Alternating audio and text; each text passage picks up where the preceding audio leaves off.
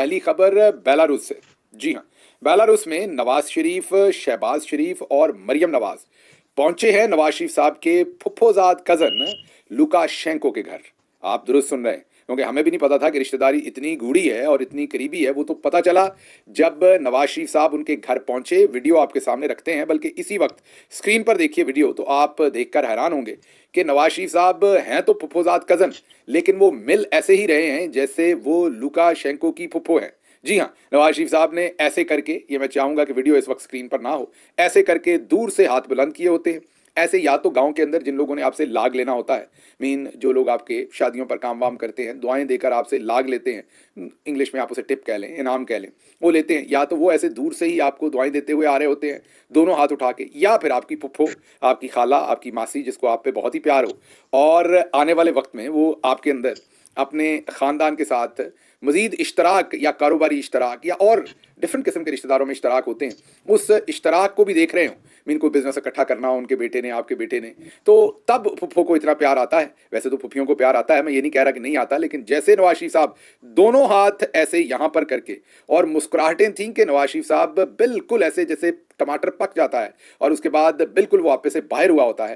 नवाज शरीफ साहब बिल्कुल इस तरीके से इस कदर खुश थे लुकाशेंको को देख करके, ऐसे ही लगा कि फुफ्फोजाद कजन है और बड़ी मुद्दत के बाद शायद मेले में बिछड़ गए थे, जो अब मिले हैं, और दोनों हाथ यहाँ रखे हुए जा जफा लगाया है। इतनी कुटकर जफी डाली है कि मेरे ख्याल में दरमियान में हवा शवा, दरमियान में क्या, नवाज शरीफ साहब को खुद भी उनके जिस्म के अंदर भी कोई हवा नहीं रह गई होगी, जितनी कस के उन्होंने, माजरत इस जुमले के ऊपर, जितनी कस कर उन्होंने जफी डाली, उनको सब हैरान रह गए। अच्छा, यही नहीं था, अभी नवाज शरीफ साहब के साथ मिलनी करके वो फारिगी हुए थे, लुकाशेंको साहब के पीछे से शहबाज शरीफ साहब आए। उन्होंने भी बिल्कुल बड़े भाई के कदमों तले, अब लुकाशेंको जो है वो कद में बहुत लंबे हैं, शहबाज शरीफ के लिए ये मसला था कि अब मैं जफ्फी कुटकर कैसे डालूं, तो वो उनके बैली बटन तक ही तकरीबन पहुंचे। दोबारा माजरत मेरे इस जुमले पर, लेकिन ये पूरी की पूरी वीडियो ऐसी थी। तो उन्होंने फिर दिल पर कान तो लगा नहीं सकते थे शहबाज शरीफ साहब, क्योंकि दिल जरा ऊंचा था लुकाशेंको साहब का, नवाज शरीफ साहब तो दिल के करीब करीब पहुंच गए। तो फिर उन्होंने बैली बटन के ऊपर ही अपना कान लगाकर और कुटकर जफी डाली लुकाशेंको साहब को, और उनको बताया कि जनाब आपके हम फुफ्फोजाद भाई हैं और मुद्दत के बाद आपकी तरफ आए हैं। अच्छा, उसके बाद बाजी मरियम आई।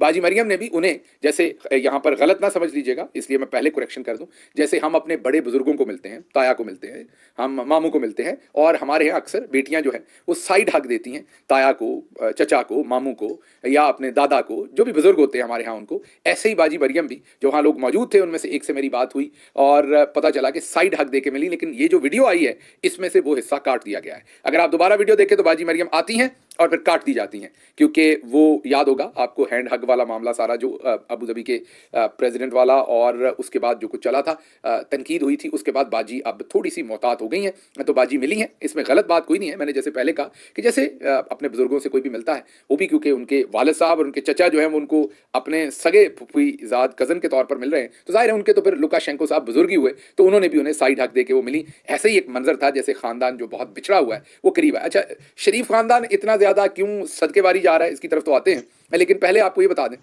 कि इस ट्रिप के ऊपर नवाज शरीफ भी हैं, शहबाज शरीफ भी हैं, मरियम नवाज भी हैं, इसहाक डार भी हैं, डिंटोनक भी हैं, तारिक फातमी भी हैं, पता नहीं कौन कौन है। आई मीन हला लला मची हुई है, बहुत सारे लोग हैं। जाहिर है फुफ्फो के घर जाना था तो जितने मर्जी लोग ले जाए।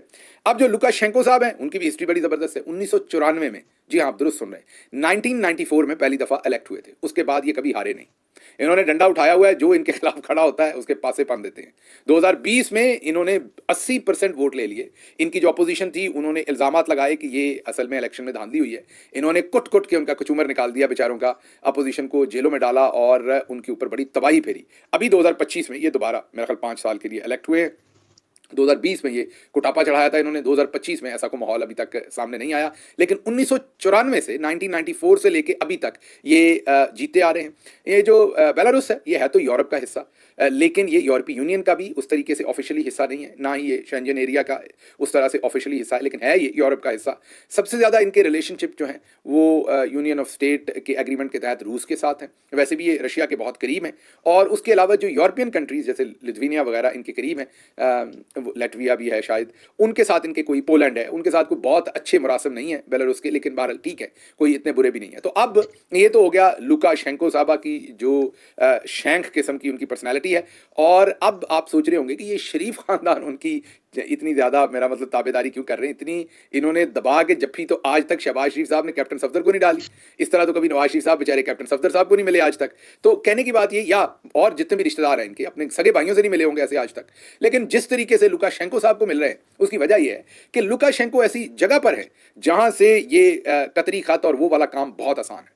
और बहुत सारे लोग कहते भी हैं कि लुकाशेंको जो है उनके जो रिलेशनशिप हैं, वो जो ओलिगार्क्स हैं, जो बहुत रिच लोग हैं यूरोप के, उनकी जो बादशाहाना जो लाइफस्टाइल है उसमें लुकाशेंको साहब की भी मेहरबानियां हैं। मनी लॉन्ड्रिंग और कोई मनी लॉन्ड्रिंग के ऑफिशियल इल्जामात उन पर नहीं है, लेकिन बहरहाल इस तरह की चीज़ों के लिए वो इनके लिए एक बेहतरीन आप ये कहें रियासत साबित हो सकती है, अपनी इन्वेस्टमेंट करने के लिए भी और अपनी इन्वेस्टमेंट वहां से गुजार के कहीं और पहुंचाने के लिए भी। हाँ, ये इल्जामात लुकाशेंको साहब पर जरूर हैं कि ठेके शेके बड़ी बड़ी डील्स वो अपने दोस्तों वोस्तों को देते हैं। तो जब वो यहाँ आए थे पाकिस्तान, उनको भी नहीं पता था कि वो इतने अहम है, इन्होंने चुक दिया था एक दफा काम उनको। इसी तरह नवाज शरीफ साहब ने दोनों हाथ यहाँ रख के उन्होंने कहा कि वे लुका, तो इसी तरीके से वो जा उसको जफ्फी डाली उन्होंने। नवाज शरीफ साहब ने पप्पी की एक बड़ी सारी इधर। लुका भी हैरान हो गया कि ये क्या हो गया मेरे साथ, मैं कहाँ आ गया हूँ, ये वाकई मेरी फुफ्फो के बेटे हैं, इतना वाकई गूढ़ा रिलेशनशिप है, ये तो मुझे अब पता चला है। तो ये जनाब कारनामा बेलारूस में हुआ है, और उस कारनामे पर जाने से पहले म्यू हॉस्पिटल का दौरा, सर्विसेज हॉस्पिटल का दौरा किया है बाजी ने। म्यू हॉस्पिटल कह दिया हमने क्योंकि वहाँ की कल खबर हमने आपके सामने रखी थी कि वहाँ पंखे नहीं है और मरीज पंखों के बगैर गुजारा कर रहे हैं। सर्विसेज हॉस्पिटल का दौरा किया है और वहाँ पर पहली दफ़ा जो, क्योंकि जाना था उन्होंने, बाहर जाने से पहले उन्हें टिकटॉक आई हुई थी कि ज़रूर बना के जानी है, तो उन्होंने ये टिकटॉक बनाई और वहाँ से सीधी एयरपोर्ट गई हैं और सीधा बेलारूस।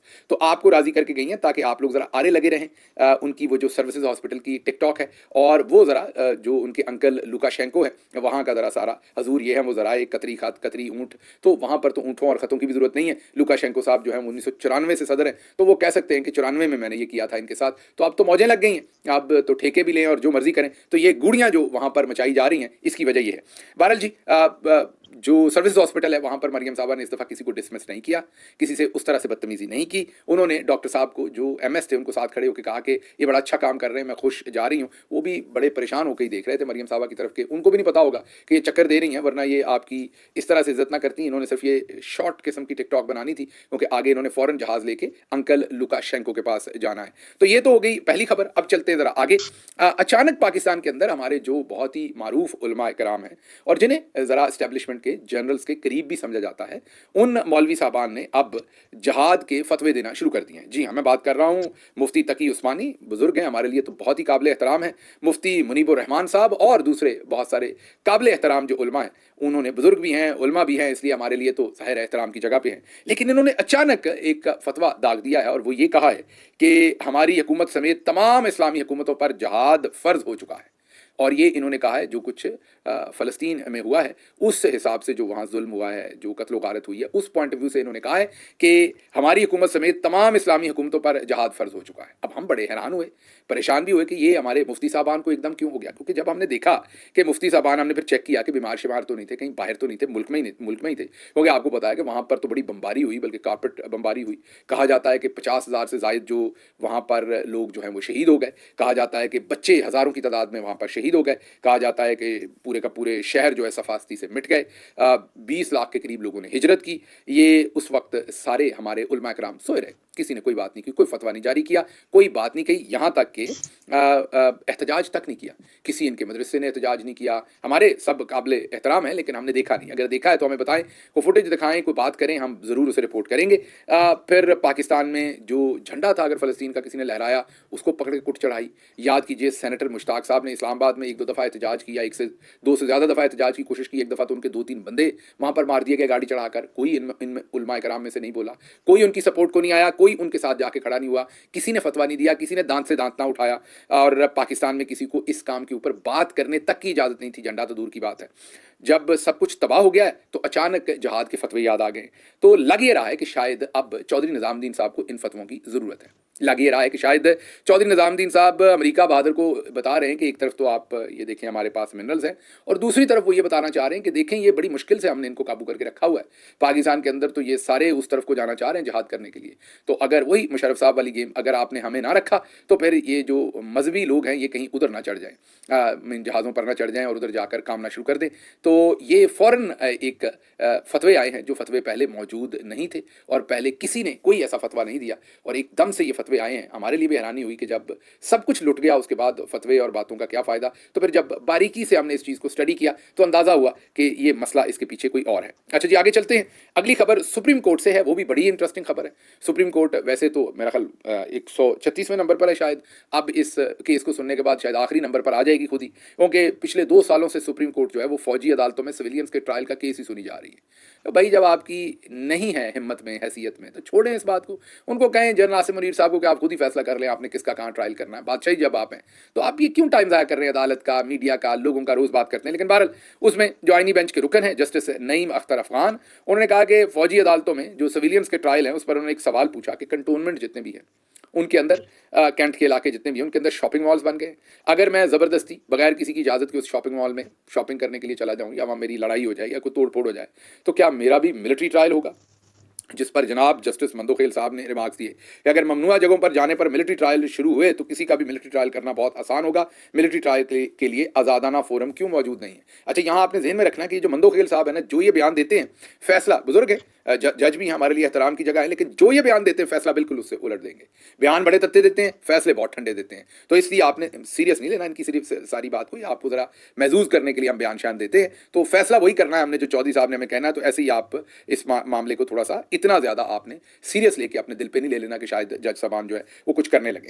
अच्छा जी, दूसरी तरफ चौधरी साहब ने बड़ा अहम काम किया। आपको पता है कि चौधरी साहब हर मसाइल का मुकाबला बराबर के मसाइल से करते हैं। अब चौधरी साहब मुकाबला कर रहे हैं एक बेकस माँ से। जी हाँ, अहमद नूरानी के 2 भाइयों को अगवा किया हुआ है, उनकी माँ अदालतों के अंदर बिलखती फिर रही है। अब बजाय इसके कि चौधरी साहब उनकी कोई दादरसी करें, उन्होंने डायरेक्टली आर्मी चीफ से अपील भी कर रखी है कि मेरे बेटों को रिहा करवा दें। बजाय इसके कि उनकी कोई सपोर्ट करे, उनकी बात सुने, अब उनके खिलाफ मेरा ख्याल है कि नूरानी साहब ने 2 शादियां की थी। एक उनकी अहलिया थी जिसके साथ उनकी नहीं बनी और तलाक हो गई। अब वो जो उनकी अहलिया हैं जिनके साथ उनकी अलहदगी हो चुकी है, अहलिया ने तलाक ले ली या इन्होंने दे दी है मुझे नहीं पता, बहरहाल तलाक हो चुकी है, अलहदगी हो चुकी है। अब वो जो अहलिया हैं वो आ गई हैं टेलीविजन के ऊपर। अब हमें नहीं पता वो खुद आई हैं या लाई गई हैं, लेकिन टाइमिंग बहुत इंपॉर्टेंट है। आप खुद ही समझ सकते हैं इस टाइमिंग की अहमियत। और इसमें इस टाइमिंग के ऊपर वो अहमद नूरानी साहब के ऊपर कोई इल्ज़ामात नहीं लगा रही, बल्कि कई इल्ज़ामात उनकी वालदा पर लगा रही हैं, क्योंकि वालदा अब रोती बिलखती फिर रही हैं। लोगों की हमदर्दियाँ वालदा के साथ हैं। तो अब वालदा को कंट्रोवर्शियल करने के लिए अब अहमद नूरानी साहब की साबिका अहलिया जो है वो मीडिया पर आ गई हैं। और ये इंटरव्यूज़ कौन करवा रहा है, वो खुद कर रही हैं या कोई करवा रहा है, ये सवाल मैं आप पर छोड़ता हूँ और ये मामलात मैं सारे के सारे आप पर छोड़ देता हूँ। अच्छा जी, अगली खबर यह है कि बलूचिस्तान के वुज़रा ने, मैंने आपको कहा ना कि हमने कहीं भी अकल नहीं करनी, हमने जहाँ मरहम रखने की ज़रूरत है वहाँ भी हमने आग लगानी है, वहाँ भी हमने नश्तर चलाने हैं। बलूचिस्तान में आपको पता है मामलात कितने ख़राब हो चुके हैं और बलूचिस्तान में बहुत सारे लोग बंदूकें लेके पहाड़ों पे चढ़ गए हैं। जो बलूचिस्तान में पॉलिटिशियन हैं जिनको हमें अपने साथ मिलाना चाहिए और अपने साथ मिला के कौमी धारे में रखना चाहिए, अब हम उनके भी पीछे पड़ गए। अख्तर मैंगल वो एहतजाज कर रहे हैं और अब उनके खिलाफ बलूचिस्तान के तमाम वुज़रा ने इकट्ठे होकर बाजमात प्रेस कॉन्फ्रेंस कर दी है और उनको गद्दार कहा है और उन्हें दहशतगर्दों का एजेंट कहा है। मतलब उनके ऊपर ऐसे ऐसे इल्ज़ामात लगाए हैं कि अगर कल को उन्होंने बैठकर कोई मुज़ाकरात करना भी वो चाहें तो वो ना कर सकें। समझ से बाहर है। हम क्या बलूचिस्तान के अंदर अपना नुकसान खुद करना चाह रहे हैं? लाइक हमने कोई कसम खाई हुई है कि जो लोग जिनको हमें अपने करीब करने की कोशिश करनी चाहिए उनको भी गालियां देके हम दूर कर रहे हैं। और जाहिर है आपको बताइए कि बलूचिस्तान के वुज़रा ने ये जो प्रेस कॉन्फ्रेंस की, ये किसके इशारे पे की होगी, किसके कहने पे की होगी? तो फिर अकल को 21 तोपों की ही सलामी है, मैं यही कह सकता हूँ और तो कुछ नहीं कह सकता। अच्छा जी, अपोजिशन लीडर कौमी असम्बली के अंदर उमर अयूब साहब, उन्होंने ये बयान दिया है कि मादनियात का जो बिल है मिनरल्स का, उसे पास करना ना करना सूबाई असम्बली और सूबाई हुकूमत का मामला है। मतलब वो साफ ही बीच में से उन्होंने कहा भाई मेरा कोई लेना देना नहीं, ये सूबाई हुकूमत का है और ये सूबाई असम्बली का काम है, मेरे से ना रहना, ध्यान ना रहना। मतलब उन्होंने किसी किस्म की जिम्मेदारी नहीं ली। उन्होंने कहा मैंने गीली जगह पर पाँव नहीं रखना। मुनासिब स्ट्रेटजी है, क्योंकि खामखा वो ऐसे ही असूल पसंदी की बात करके बाद में सारे उनके पीछे हो जाएंगे तो उनको क्या ज़रूरत है। उन्होंने कहा कि ये काम किसी और के लिए छोड़ते हैं, मुझे कोई पता नहीं भाई, मैं सिर्फ ये कहता हूँ कि ये सूबे की जिम्मेदारी है, करना है या नहीं करना वो आप लोगों की मर्जी है। अच्छा जी, अगली खबर आपके सामने जो रखनी है वो यूरोपीय यूनियन ने अब सदर ट्रंप की जानब से जो टैरिफ है, क्योंकि जंग जो सदर ट्रंप की है चाइना के साथ वो बहुत ही गंदी होती जा रही है। अब शायद 180 के 184% टैरिफ हो गया है। पूरी मार्केट हिल के रह गई है दुनिया की, पूरा बिजनेस जो है वो क्रिपल कर रहा है। इन हालात में अब जो यूरोपीय यूनियन है उन्होंने अमरीकी सदर ट्रंप की जानब से आयद टैरिफ के खिलाफ पहला बड़ा कदम 20 अरब यूरो से ज़ायद मालियत की अमरीकी मसनूआत पर जवाबी टैरिफ की मंजूरी दे दी है। अब ये यूरोप ने भी काम किया है। देखते हैं क्या होता है, क्या चीन के साथ मामला तय होते हैं कि नहीं। दूसरी तरफ चीन ने अमेरिका की तरफ सफ़र करने के लिए अपने शहरियों को खबरदार कर दिया है कि सफ़र एहतियात से करें, गैर ज़रूरी सफ़र मत करें, ट्रैवल एडवाइजरी जारी की है। चीनी वजारत तजारत ने मजीद 6 अमरीकी कंपनियों को गैर मोतबर अदारों की फहरिस्त में शामिल कर लिया, इन पाबंदियाँ लगाई हैं। तो ये जंग ज़रा थोड़ी नेस्टी हो रही है, गंदी हो रही है, पूरी दुनिया के ऊपर इसके इम्पैक्ट हैं। इस पर भी नज़र रखेंगे और आने वाले दिनों में आपको बताएंगे कि इसमें क्या हो रहा है।